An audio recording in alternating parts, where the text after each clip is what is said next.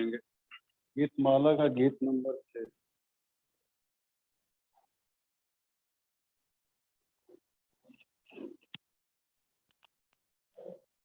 गीतमाला का गीत नंबर 6। अश्कों में डूबा ये जीवन खुशियों से भर जाएगा। अश्कों में डूबा ये जीवन खुशियों से भर जाएगा। जाते हैं हम ऐसे दे सब कुछ बदल जाएगा। जाते हैं हम ऐसे दे सब कुछ बदल जाएगा। अश्कों में डूबा ये जीवन खुशियों से भर जाएगा। भूखे न होंगे वहाँ, प्यासे लब ना होंगे। ओ भूखे न होंगे वहाँ, प्यासे लब ना होंगे। उसकी प्रशंसा मैं करूँगा, जीवन संवर जाएगा। उसकी प्रशंसा मैं करूँगा, जीवन संवर जाएगा। अश्कों में डूबा ये जीवन।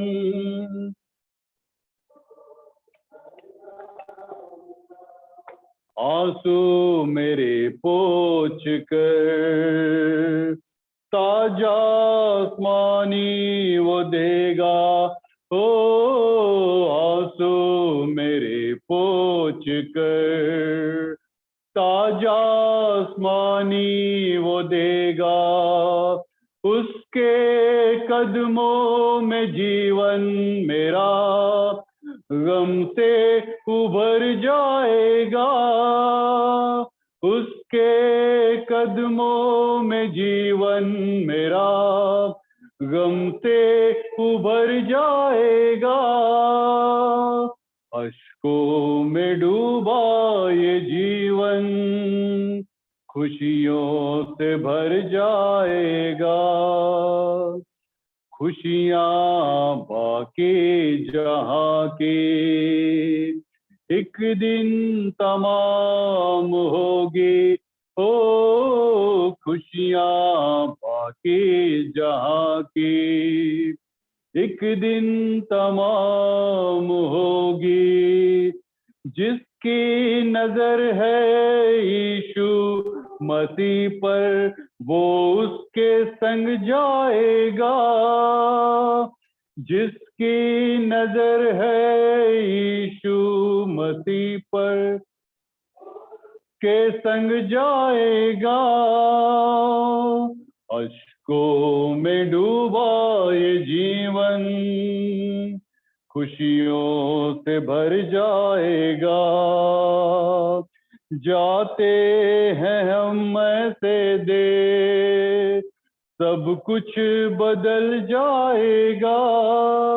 अश्कों में डूबा ये जीवन खुशियों से भर जाएगा। अश्कों में डूबा ये जीवन खुशियों से भर जाएगा। हम लुक्का की इंजिल उसका 12 अध्याय खोल लेंगे। उसके 35 पद से लेके हम लोग 40 तक देखेंगे। लुक्का की इंजिल उसका 12 अध्याय 35 पद से लेके 40 पद तक। ऐसा लिखा है, तुम्हारी कमरें बंद ही रहें और तुम्हारे दिए जलते रहें, और तुम उन मनुष्यों के समान बनो जो अपने स्वामी की बात जो रहे हैं। वह ब्याज से कब लौटेगा कि वह जब वह आकर द्वार खटखटाए तो तुरंत उसके लिए खोल दे। धन्य है वे दास जिन्हें स्वामी आकर जागते पाए।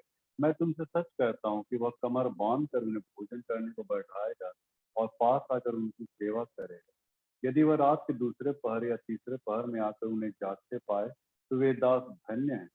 परंतु तुम यह जान रखो कि यदि घर का स्वामी जानता कि चोर किस घड़ी आएगा तो जागता रहता और अपने घर में चैन लगने न देता। तुम भी तैयार रहो, क्योंकि जिस घड़ी तुम सोचते भी नहीं उसी घड़ी मनुष्य का पुत्र आ जाए। प्रेम पिता, हम तेरे वचन की ओर इस वक्त हम जा रहे हैं। जो भी अपनी बातों को यहाँ पे शेयर करना चाहता है थोड़े समय के लिए, हम इस वचन के अंतर्गत अपने जीवन को भी टटोल पाए कि हम कुछ न कुछ सीख पाए। छोटी सी देनी चाहते हैं उसके नाम से मंडे के घर बैठ जाएंगे।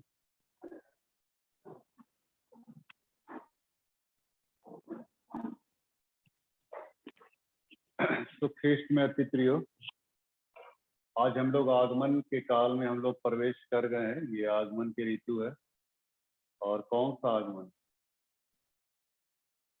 प्रथम आगमन नहीं रे बाबा, तब तो क्रिसमस के तरफ ध्यान नहीं। हाँ, दूसरा क्रिसमस तरफ तो बड़ी ध्यान है। बाप, ये सब कपड़ा उपड़ा सब पिला लिया हो तो मुंडी उंडी पिटा रहा हो। और क्या क्या मान रहा है? सब मेनू दे देगा पादरी। तो प्रथम आगमन के लिए हम लोग बहुत ज्यादा तैयारी करते नहीं है, लेकिन नहीं मित्रों, अब हम प्रभु यीशु मसीह को चरनी में ढूंढते ना रहे। यीशु मसीह का प्रथम आगमन चरनी में हुआ था, छोटे से गोहाल घर में हुआ था, लेकिन इस बार जब आएगा तो पूरे ऐश्वर्य के साथ, पूरे महिमा के साथ बादलों पे आएगा। पूरे रथों घुड़सवारों, पूरे घोड़ों रथों बादलों पे, मैंने पूरा लाव लश्कर के साथ आएगा। अभी एक दीनहीन दशा में उसको हम लोग नहीं खोजे हैं। कई लोग मतलब अपने घर में चरनी भी बना देते हैं। मैं आपको गलत नहीं कह रहा हूँ, लेकिन मेरा यही कहना है मित्रों, आरसी चर्च में बहुत ज्यादा ये सब जाती है। फादर लोग वहीं पे अटेंड करते हैं जिस घर में चरनी। आपके घर में चरनी नहीं रहेगा तो फादर नहीं जाएंगे। ये उनका मतलब सोच है या उनकी जो पैटर्न है या जो कर। तो हम प्रभु यीशु मसीह को एक छोटे बालक के रूप में न देखें मित्रों। अब एक दीनहीन दशा में और दयनीय दशा में हम उसको नापे आपे मापे।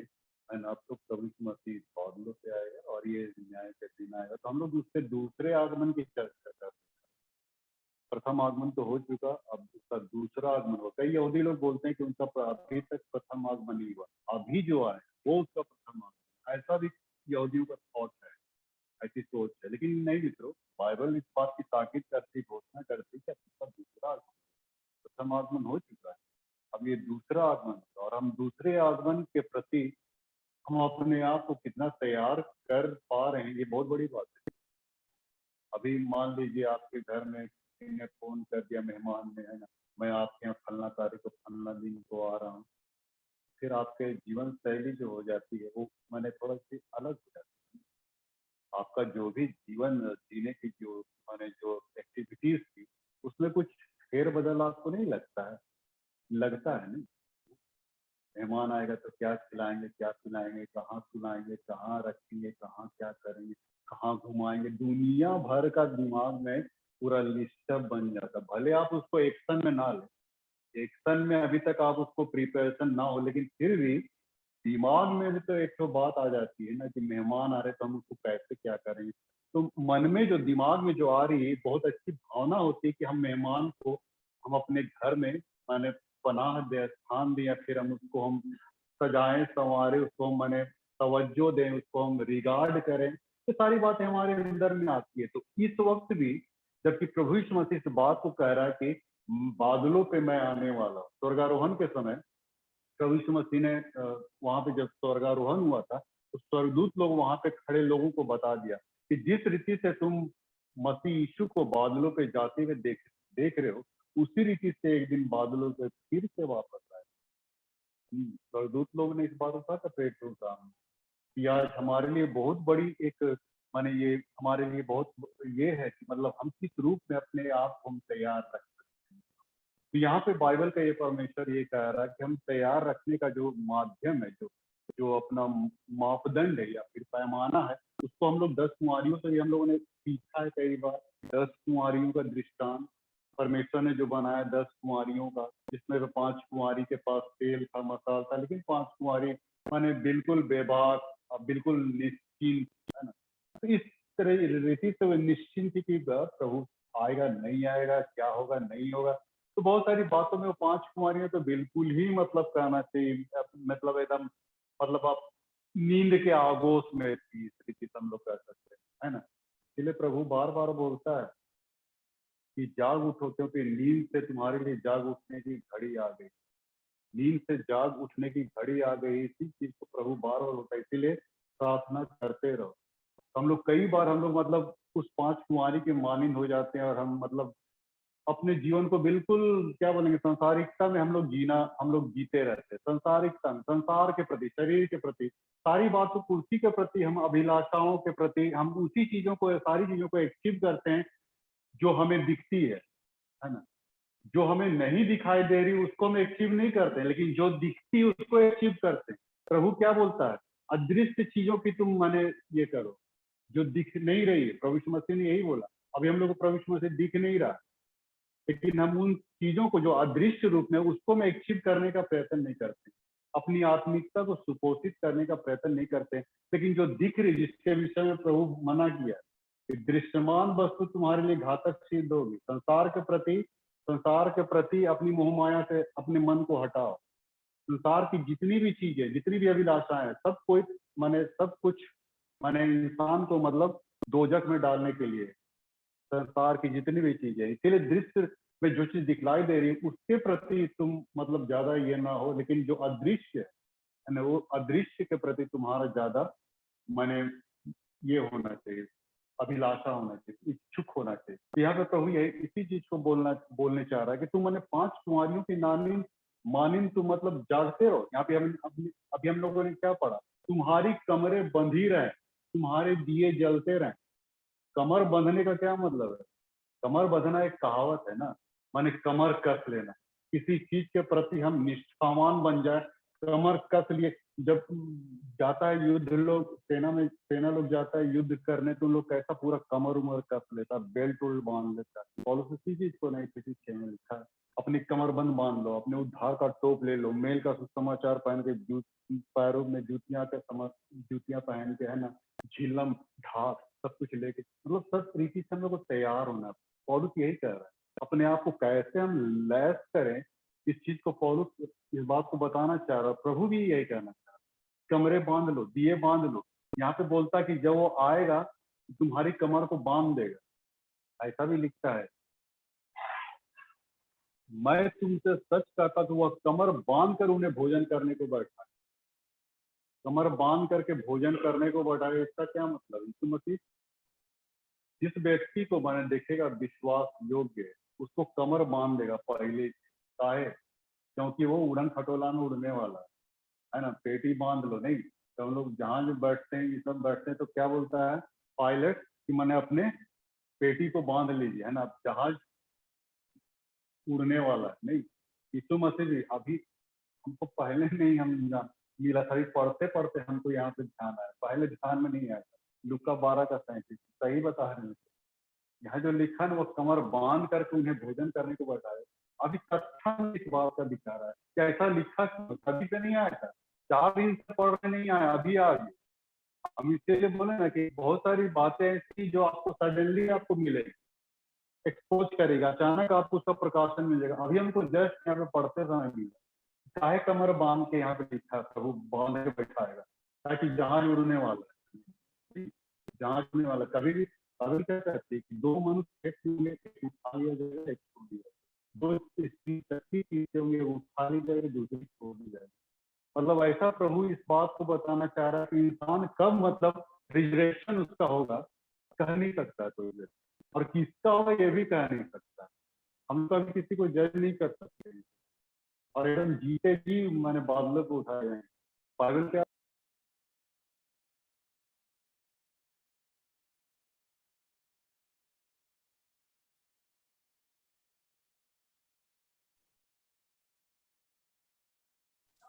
अनोक और एलिया और यीशु मसीह, हमारा यीशु मसीह। ये तीन व्यक्तियों का जिक्र है तो बाइबल में कि मतलब हनोक, एलियू, इन लोग की मृत्यु नहीं हुई। ये लोग बादलों पे हवा में उठा लिए, जीते जी। और अंतिम दिन में जब प्रभु यीशु मसीह का आगमन होगा तो यहाँ पे सिर्फ तीन नहीं बल्कि हम लोग लाखों की संख्या में एकदम हवा में उड़े लगे, बड़ा अजीब लगेगा। सब कुछ हवा में एकदम यू यू करते हुए जाता है, बड़ा अजीब दृश्य रहेगा। सही में एकदम अच्छा लगेगा, काहे अच्छा लगेगा। अब बाइबल कहती है कि 7 वर्ष तक महाक्लेश आरंभ हो। महाक्लेश बाइबल दो तरीके से जिक्र करती है। एक तो मतलब 7 वर्ष का महाक्लेश आएगा, माने महाक्लेश के बाद हमारा रिजरेक्शन होगा। बाइबल दूसरी जगह ये भी लिखती है कि विश्वासी लोग उठा लिए जाएंगे, उसके बाद महाक्लेश। मैंने दो तरीके से बाइबल मैंने लिखी है। एक तो मतलब विश्वासी लोग इस महाक्लेश में ना जाने पाए, इसलिए उसको रिजेक्ट कर लेगा। फिर दूसरी है कि मैंने महाक्लेश के बाद मैंने विश्वास को रिजेक्ट करना होगा।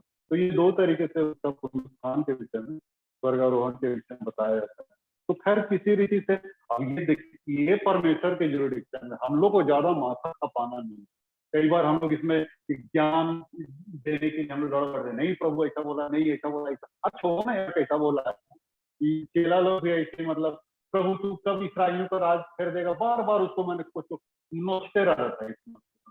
कब तू इसराइलियों को राज फेरेगा, कब तू इसराइल।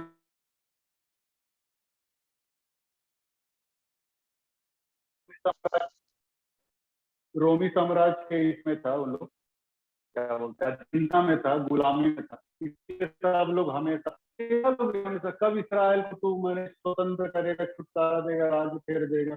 उन लोग दिमाग में वही चीज आ रहा है उन लोग का। तो परमेश्वर बोला फिर यहाँ तक आए जाने वाला 40 दिन तक जब दिखाई पड़ा, पुनरुत्थान के बाद 40 दिन से दिखाई पड़ा, फिर भी चेला लोग मैंने कचोटले उस तो हम पहले अध्याय में देखे कचोटले कि कहिया आप मैंने इसराइली का राज फेर लिया, कहीं तब हम लोग को इसराइल का राज दीजिएगा।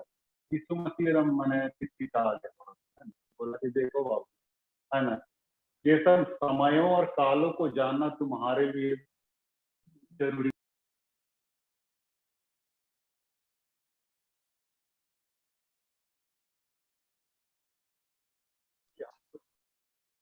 सिर्फ तैयार रहने बोला, हाँ, तैयार रहने। ज्यादा इसमें खिचड़ी पकाने की हम लोग को पता नहीं है। हम लोग को तैयार रहना, इसमें ये नहीं करना। बहुत लोग कहेंगे कहाँ आया प्रभु, है ना। अभी हम लोग पत्री पढ़े ना, दूसरा पत्र 3 अध्याय में 3 पद में बाइबल क्या बतलाती है, दूसरा पत्र 3 अध्याय के 3 पद में, और ये पहले जान लो कि अंतिम दिनों में हंसी ठट्ठा करने वाले आएंगे, जो अपनी अभिलाषाओं के अनुसार चलेंगे और कहेंगे उसके आने की प्रतिज्ञा कहाँ दी। इतना दिन से हम सुनते आ रहे हैं कि आएगा आएगा, उसका तो पते रहते नहीं। कहाँ है प्रतिज्ञा। सब लोग ऐसा ठट्ठा करेंगे मित्रों अंतिम दिन। और अभी भी लोग बोलते हैं क्या प्रभु आने वाला नहीं। सबका देखिए धीरे धीरे प्रेम भी ठंडा हो रहा है।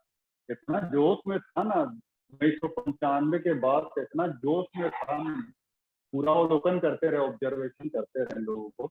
इतना जोश खरोश था मतलब कि 1995 के बाद जब से मैंने पेंटिकोस्टल लॉन्च किया, उसके बाद लोग इतना जोश खरोश में थे, तुम पवित्र आत्मा चाहिए। अभी देखिए सबका धीरे धीरे ठंडा हो गया। बाइबल क्या बतलाती है, मत्ती 24 अध्याय में यीशु मसीह बोला अंत के दिनों में सबका प्रेम ठंडा हो गया। सब ठंडा हो जाएगा भैया, है ना। इतना हम लोग गर्माहट में थे ना, सब गरम गरम सब मैंने चल जाएगा। सब मैंने क्या बोले सुसुप्त हो जाएगा, सब धीरे धीरे बुझने लगेगा, ऐसा भी हो। मानी इस कदर मानी विश्व में पाप की जो बढ़त होगी, बढ़ेगी ना, इतना पाप अपराध ये सब बढ़ जाएगा कि मैं इंसान का धीरे धीरे कितना भी विश्वास में जी रहे हो, धार्मिकता में जी रहे हो, लेकिन क्या होगा कि आप भी धीरे धीरे क्या हो जाएगा, उधर बैक स्लाइडिंग होने लगेगा। उसी ओर आप जाने लगे, संसारिकता की ओर आपका ध्यान मतलब जाने लगेगा। प्रेम ठंडा होना का मतलब यही है कि आप धीरे धीरे संसार की ओर जाने लगेंगे। मैंने आशा देखते देखते देखते प्रभु का आशा नहीं आ रहा नहीं आ रहा, तो करते करते कई बार होता है ना भाई, धीरज और आशा। अभी हम लोग का सब्जेक्ट क्या है, धीरज और आशा के साथ प्रभु यीशु मसीह के आगमन की प्रतीक्षा है। धीरज धरे रहना है, धैर्य रखो, धीरज को। जो अंत तक धीरज धरेगा उसी का उद्धार होगा। अंत तक, अभी समय नहीं आया, अभी भी समय है हमारे पास अंत तक धीरज धरने का। अभी बहुत पेशेंस हम लोग तक, अभी देखिए ना फसाहटें जो आ रही है, अब ये तो पता चले कि हमारे पास कितना धीरज है। उतना भी से तो मतलब हम धीरता का धीरज धीरज होने का परिचय देते रहे, लेकिन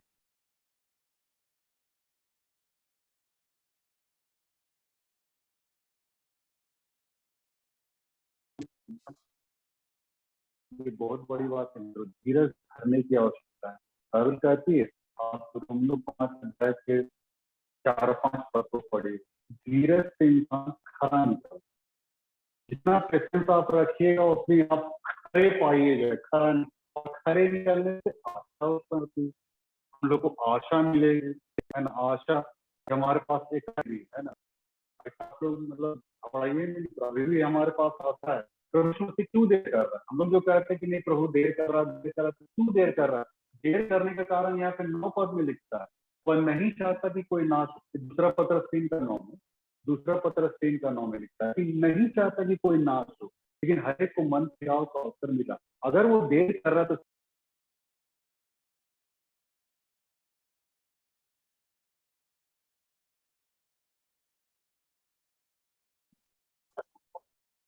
उन्नीस 4:21 में कि वो अपनी प्रतिज्ञा में विश्वास योग्य है, वो प्रतिज्ञा को पूरा कर सामर्थ्य है, विश्वास की उसने जो कहा है उसको करके रहेगा। ऐसा ना कुछ कि प्रभु देर कर रहा है तो इसका मतलब अब वो नहीं आएगा, ऐसा बात नहीं है। उसकी प्रतिज्ञा में हम स्थिर रहता है। पर क्या करें, कुछ 13:21 में कि आकाश और पृथ्वी टल जाएंगे लेकिन मेरी बात नहीं है। आकाश और पृथ्वी टल जाएंगे। अभी हम लोगों ने इस पत्रस की पत्री पढ़ा ना, आकाश के गण बहुत तप्त होकर पिघल जाएंगे। आकाश के जितने भी जो ये है, जितने भी नक्षत्र में जितने भी तारे हैं, चांद, सब कुछ गल गल के पिघलने लगे। बाइबल कहती, मैं नहीं कह रहा हूँ, आकाश तप्त होके, पृथ्वी तप्त होके जलने लगे। इतना ज्यादा इसमें गर्मी बढ़ जाएगा। अभी देखिए ना तापमान कितना जोर बढ़ रहा है, 40 डिग्री 45 डिग्री तक चला गया। इंसान एकदम मैंने पड़पड़ा के एकदम झुलसने लगे। मन इस कदर मतलब ये होने लगे, पड़पड़ाने लगे। मन इस कदर मतलब सब होके पिघल जाएंगे और आकाश के गन सब गल गल के गिरने लगेंगे। चांद जो भी कुछ होगा, इस कदर मतलब अंत के समय में ऐसा होगा। बहुत सारे चिन्ह दिखलाई पड़ रहे हैं। यीशु मसीह ने कहा था ना, बहुत सारे चिन्ह तुमको दिखलाई दे। मैं अभी से कह दे रहा हूँ, उसने मत्ती 24 अध्याय में बोल दिया, जाति पर जाति राज चढ़ाई करेगा, युद्ध होगा, अकाल होगा, भूडोल होगा। सब कुछ उसने बाइबल में कह दिया था। सताहटें बढ़ी, अभी देखिए ना बढ़ रही है। ये तो प्रभु की कही गई बात है जो अब पूरी हो रही है मित्रों। जानते हैं नास्त्रेदमस, अभी एक जन ने मुझे एक क्लिप भेजा था। नास्त्रेदमस जो एक बहुत बड़ा एक भविष्यवक्ता है, नबी है। हाँ, अभी नहीं है, वो था ये सब 16वीं 17वीं क्या सदी में, हम ख्याल नहीं कर रहे हैं। नास्त्रेदमस, इसकी जो भविष्यवाणियां है ना, नास्त्रेदमस, उसको टाइप कीजिएगा यूट्यूब में, उसका मिलेगा। नास्त्रेदमस की भविष्यवाणी अक्षरशः से एकदम पूरी होती जा रही है। जो जो बात को कह रहा है ना, वो सभी बातें पूरी हो रही है। कि अमेरिका का जो एफिल टावर जो था, जो धराशायी हो गया जहाज के द्वारा, उसके विषय में उसने कही थी ऐसा ऐसा होगा अमेरिका में। अभी अभी लेटेस्ट क्या उसने इस बात को कहा, 2022 में एक न्यूक्लियर बम गिराया जाए। कौन अमेरिका के द्वारा कहाँ से ये होगा, लेकिन न्यूक्लियर बम गिराया जाएगा और युद्ध की स्थिति उत्पन्न हो जाएगी। और युद्ध होते होते, लेकिन वो नास्ट्राडामस कहा कि युद्ध होते होते लेकिन बच जाएगा, रह जाएगा। लेकिन 2022 में ये न्यूक्लियर बम मतलब गिरने वाला, गिराएगा। अब देखिए नास्ट्राडामस की भविष्यवाणी नेक्स्ट नेक्स्ट ये एरा में, है ना, 2022 में क्या होता है। तो ये चीज मतलब नास्ट्राडामस ने इस बात को कहा। हम लोग इसकी हम लोग देख सकते हैं, हम लोग जीवित रहेंगे, देख सकते हैं कि न्यूक्लियर बम को गिराएगा तो कितना विनष्ट होगा, कितना विनाश होगा, कितने लोग मरेंगे। नहीं कर सकते। युद्ध की स्थिति बनेगी, लेकिन नास्ट्राडामस कहा कि फिर वो शांत है। युद्ध का एक मूवमेंट बनेगा लेकिन शांत हो जाएगा।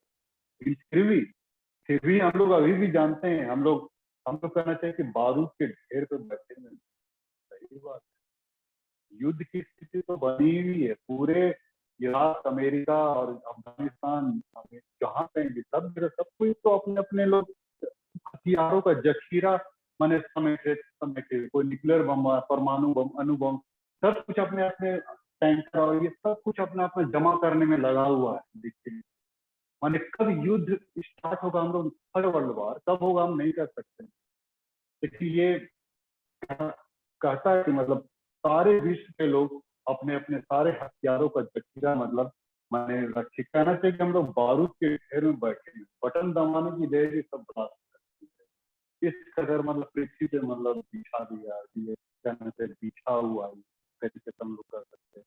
इसलिए तो रोमियो की पत्री में लिखता है कि धरती भी कांप रही है, हिल रही है, अपने हमारे गुनाहों के बोझ को उठाते उठाते वो भी मतलब सहनशीलता उसको जवाब दे दे रही है। अब धरती भी मनुष्य के पुत्र का प्रकट होने की बाट जो रही कि हम स्वतंत्र होंगे। धरती भी त्राहिमाम हो गई, पृथ्वी पूरी त्राहिमाम हो गई हमारे पापों का बोझ। लेकिन प्रभु एक समय, उस समय आएगा नहीं तो अचानक आएगा, चोर की ना बाइबल कहती, चोर की ना आएगा, हम लोग नहीं कर सकते कब आएगा। चोर लोग भी थोड़ी चिट्ठी दे के आता है, टेलीग्राम दे के आता है,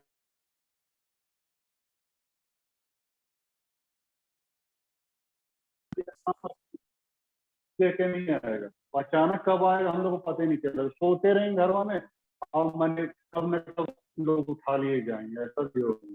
चोर की ना ही आएगा। हम लोग कभी कभी हम घबरा जाते हैं कि प्रभु अभी तक नहीं आ रहा, लेकिन आएगा नहीं तो आएगा।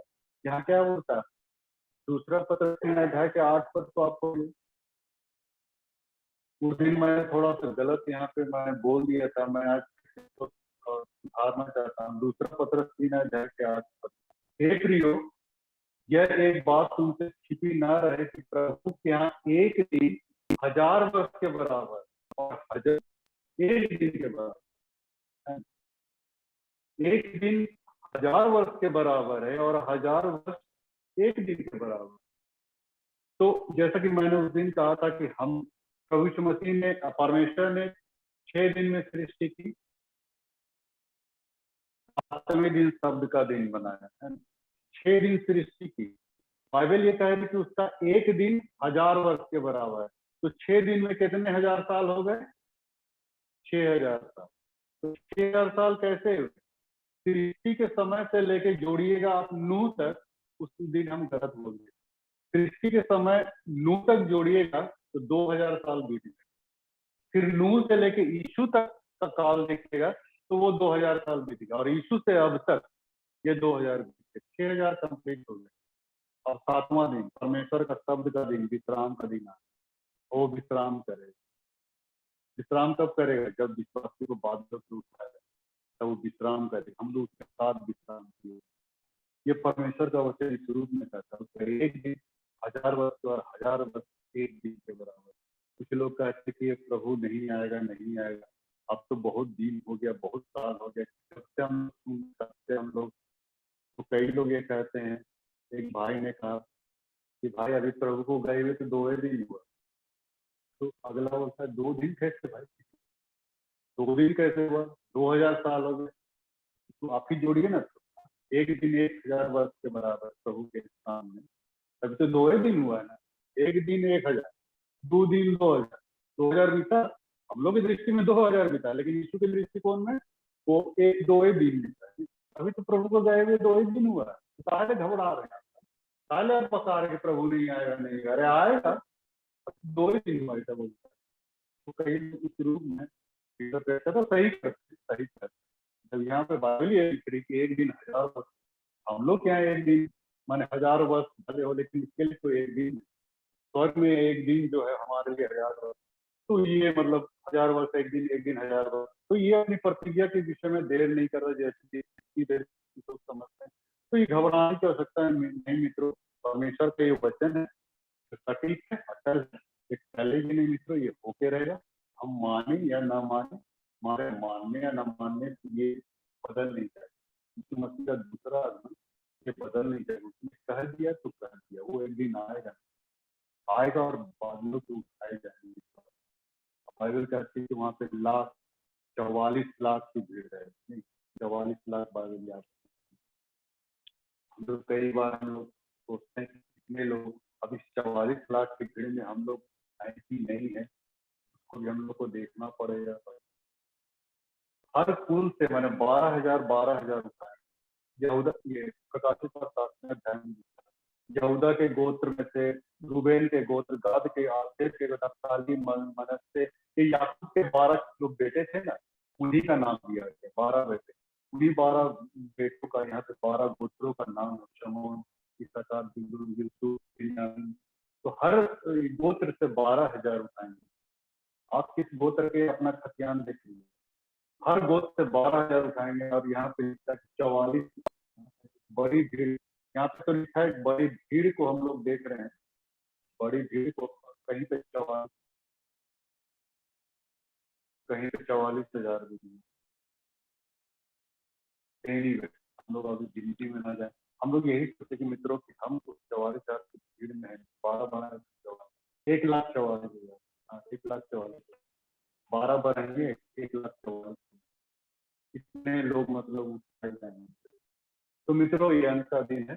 मैं यही कह रहा हूँ कि हम लोग प्रथम आगमन में, और हम लोग बिल्कुल आशा और धीरज के साथ अपने आप को बनाए रखेंगे, अपने जीवन को सुपोषित कीजिए। संसारिकता की ओर मत जाइए। संसार क्या जा रहा है, कहाँ जा रहा है, क्यों जा रहा है, क्या लोग अचीव कर रहा है, इन सारी बातों पे आप, समय का वक्त खत्म हो गया। आर स्टैनली जानते हैं, जो ये साउथ इंडिया का एक बहुत बड़ा स्पीकर है, बहुत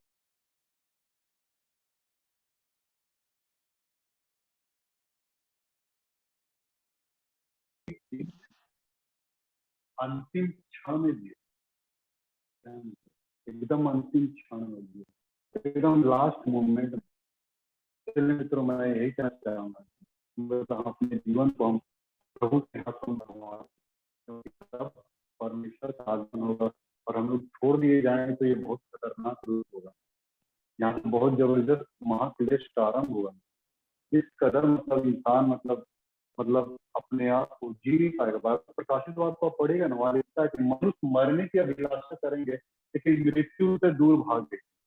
इंसान मरने की इच्छा करेगा, इस कदर मतलब इंसान बेबस, लाचार और एकदम ही हो जाएगा ना, एकदम चाहे कि मैं मृत्यु को प्राप्त करूँ, लेकिन मृत्यु भी नसीब नहीं। ये प्रकाशित बात 6:9 या 9:6 में लिखा, मृत्यु भी उसको प्राप्त नहीं। तो किस कदर मतलब इस पृथ्वी का ये होगा। मेरे कहने का यही मतलब मित्रों कि हम अंत के दिनों में, और हम प्रथम आगमन को हम ज्यादा तवज्जो ना दें। मैं ये नहीं कह रहा हूँ कि आप क्रिसमस ना मनाए, मेरे कहने का वो मतलब, लेकिन दूसरे आगमन के प्रति सतर्क, बिल्कुल सजग हो जाए। वहाँ कुमारी के समान अपनी मसाले ले ले, तेल ले ले। ये तेल किसको दिखा रहा है? पवित्र आत्मा को दिखा रहा है। पवित्र आत्मा को अपने जीवन में काम करने दे, और यकीन माने जब यीशु मसीह आए तो हम लोग उसके साथ उठाए जाए, हमारे लिए बहुत बड़ी सौभाग्य की बात है। अदरवाइज अगर छोड़ दिए जाए, बहुत मैंने इसका हमारे पास बयां करने का कोई ये नहीं। मित्रों मैं यही कहना चाहूंगा, हम अपने जीवन को बिल्कुल धीरता के साथ, पैसे के साथ अपने आप चलाए बनाए, प्रभु में हम लोग परमेश्वर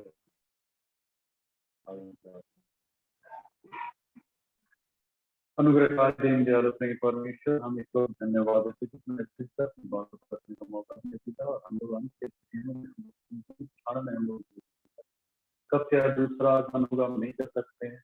मत्ती 24 अध्याय में ऐसा भी लिखा है कि जाड़ के दिन में तुझे भागना न पड़े। तो हमें ऐसा भी लगता है कि जाड़ के दिन आता है, फिर भी हमारी अपनी कोई आकलन नहीं, लेकिन जैसा कुछ चाहता है वैसे ही हमें पास अपने जीवन को हम तैयार रखने पाएंगे, हमारे लिए बहुत बड़ी अचीवमेंट होगी। तेरे साथ बात को फायदे यहाँ पे छोड़े न जाए, बस हम तेरे साथ हम राज करके तो अपने बच्चों में कह दिया जहाँ मैं रहूँगा वहाँ हम तेरे साथ रह पाएंगे। हमारी बहुत बड़ी छोटी सी दिन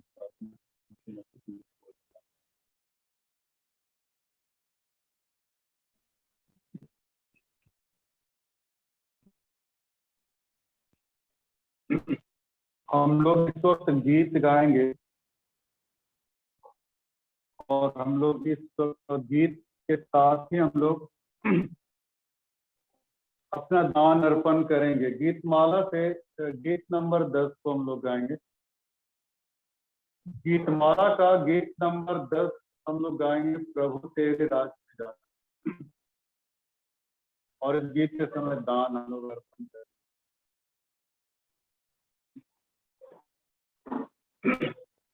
प्रभु तेरे राज्य में जाना है, आनंद आनंद खुशी की बात।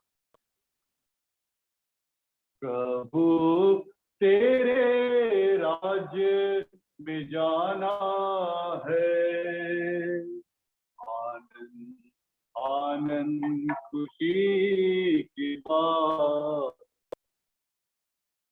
रोते हुए हंसते हुए ये मेरे जीवन में, रोते हुए हंसते हुए ये में प्रभु मेरी सहायता कर। प्रभु तुझ पर भरोसा करता हूँ। प्रभु मेरी सहायता कर। प्रभु तुझ पर भरोसा करता हूँ। प्रभु तेरी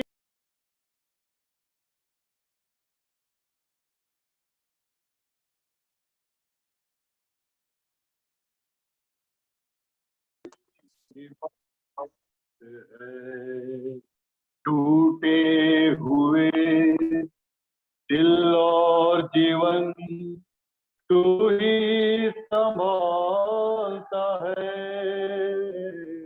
टूटे हुए दिल जीवन तू ही संभालता है। मेरे प्रभु अगुवाई कर। प्रभु तुझ पर भरोसा करता हूँ। मेरे प्रभु अगुवाई कर। प्रभु तुझ में समर्पण करता। प्रभु तेरे राज्य में जाना है,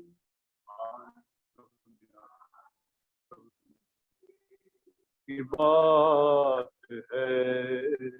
प्रभु तेरे राज्य में जाना है, आनंद आनंद खुशी की बात है।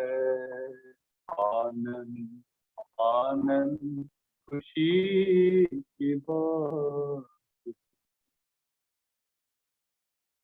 हम इस दान को और अपने आप को परमेश्वर की महिमा के लिए अर्पण करते हुए हम खंड 27 को हम लोग एक साथ समझते हैं। सर्वशक्तिमान परमेश्वर, जगत के सृष्टिकर्ता, सब वस्तु तुझसे प्राप्त होती है और तेरी संपत्ति में हम तुझको भेंट चढ़ाते हैं। हम तुझसे विनती करते हैं कि तू उस दान को और रोटी दाखरस की भेंट को अपने नाम की महिमा और अपने लोग की भलाई के लिए स्वीकार कर। हमारे प्रभु यहाँ उपस्थित है। अपने मन स्वर की ओर उठाओ। हम प्रभु अपने परमेश्वर को धन्यवाद दें। मंडली की तरफ बैठते हैं। हे स्वर्गीय पिता, अपने पुत्र हमारा उद्धार करता यीशु ख्रीस्त के द्वारा हमारे स्तुतिगान को स्वीकार कर हमें जब उसके नमन में चलते हैं उसकी आज्ञाओं का पालन करते हैं और देख तेरे आत्मा के सामर्थ्य से रोटी और दाखरस की भेंट हमारे लिए उसकी दे और रखो जो हमारे निमित्त मरा और जी उठा। जिस रात्रि वह पकड़वाया गया उसने रोटी ली और तुझे धन्यवाद देकर तोड़ी और अपने शिष्यों को दिया और कहा, लो खाओ, यह मेरी देह इस्तेमाल दी जाती है। तुम जब कभी से खाना तो मेरे बलिदान को अवश्य याद करना। इसी प्रकार भोजन के उपरांत उसने कटोरा लिया, तुझे धन्यवाद देकर उस सबको दिया और कहा, तुम सब इसमें से पियो, क्योंकि नहीं वाचक में रक्त है जो बहुतों के पाप क्षमा के निमित्त बहाया गया है। तुम जब कभी इसे पीना तो मेरे बलिदान को अवश्य याद कर। इसलिए हे स्वर्ग पिता, उसके स्मृति में हम इस रोटी और दाखरस को पृथक करते हैं। हम उसके क्रूस पर एक ही बात में प्रसिद्ध बलिदान को, उसके मृत्यु में पूर्ण उत्थान को, स्वर्ग उसके आरोहण को आनंद से मनाते और घोषित करते हैं, और हम उसके महिमा सहित आने की प्रतीक्षा करते हैं। क्रिस्ट हमारे लिए मरा, क्रिस्ट जी उठा है। हम एक साथ इस खंड को करें। इसलिए हे दयालु पिता, उसी हमारे महापुरोहित के द्वारा धन्यवाद और स्तुति के हमारे इस बलि को स्वीकार कर, और जब तेरी ईश्वरी महिमा के समक्ष हम इन पवित्र उपहारों को खाते और पीते हैं, तो तू हमें अपने आत्मा के द्वारा नव जीवन दे। अपने प्रेम से प्रोत्साहित कर और अपने पुत्र हमारे प्रभु यीशु ख्रीस्त के देह में संयुक्त कर, उसी के साथ और उसी के देह में और उसी के द्वारा पवित्र आत्मा के सामर्थ्य से हे सर्वशक्तिमान पिता, उन सब भक्तों के साथ जो पृथ्वी पर और स्वर्ग में तेरे समक्ष उपस्थित हैं, हम तेरी आराधना करते और अंत स्तुति का गान करते हैं। धन्यवाद और आदर और महिमा अपराध।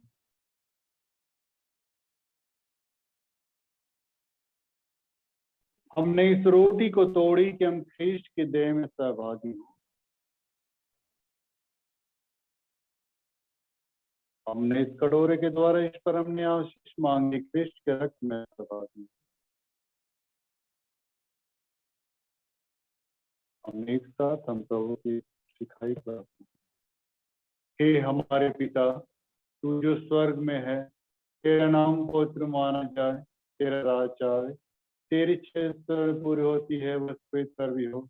हमारी दिन की रोटी आज में दे, हमारे अपराधों को क्षमा कर, जैसे हमने अपने अपराधी को क्षमा किया है, परीक्षा में ना था।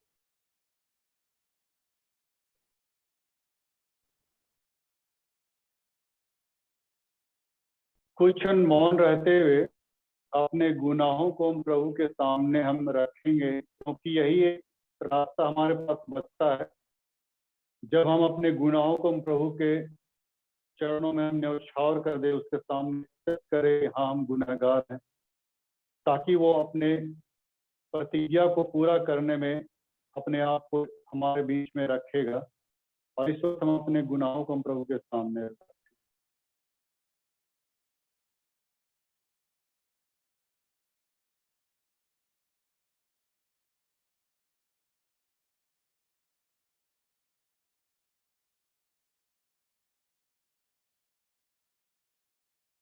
हम दीन प्रवेश की प्रार्थना एक साथ कहेंगे।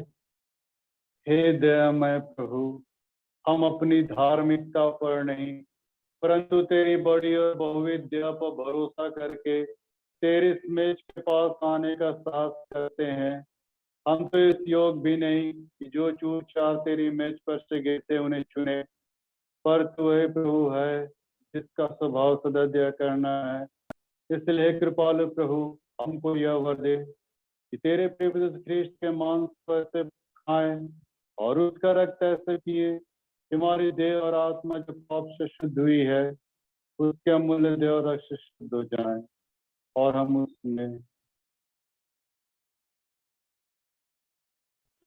धन्य है वह जो प्रभु के नाम में आता है, परम धाम में होशाना। हे यीशु परमेश्वर के मेमने, हम पर दया